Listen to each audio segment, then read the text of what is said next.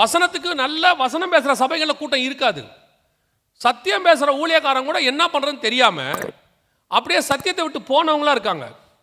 அந்த சபைக்கு பார்த்தீங்கன்னா 5 பேர் 10 பேர் 20 பேர் 30 பேர் தான் இருப்பாங்க.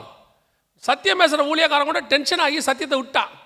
ஏன்னா இந்த சீன் காட்டுறவன், படம் காட்டுறவன், ஆடுறவன், ஓடுறவன், குதிக்கிறவன், விசில் அடிக்கிறவன், புகை போடுறவன், அவனுக்கு தான் மரியாதை. நீங்களும் அங்கே போய் தான் உட்காந்துருக்கீங்க. ஒரு குரூப்லாம் இருக்குது, சும்மா தீர்க்க தரிசனம் அடித்து விட்றதுனா உடனே போயிடுறது. என்னான்னு கூட கேவரிக்கிறது இல்லை.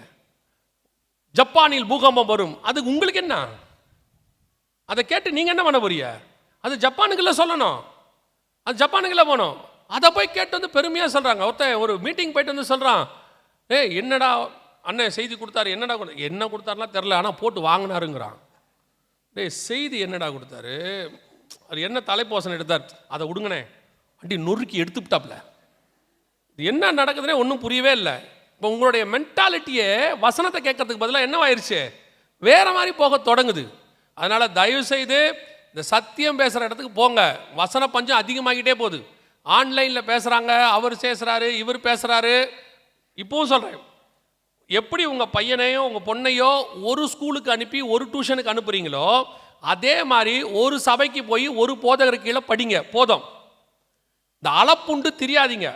இப்போ நிறைய பேர் அங்கே போய் அதை படிக்கிறேன், இங்கே போய் இதை படிக்கிறேன்னு போய் உபதேசத்தை விட்டு வெளியே போய் காணாமல் போயிடுறாரு. அதைத்தான் வசன பஞ்ச காலம். இன்னைக்கு தயவு செய்து ஏமாறாது இருங்கள்.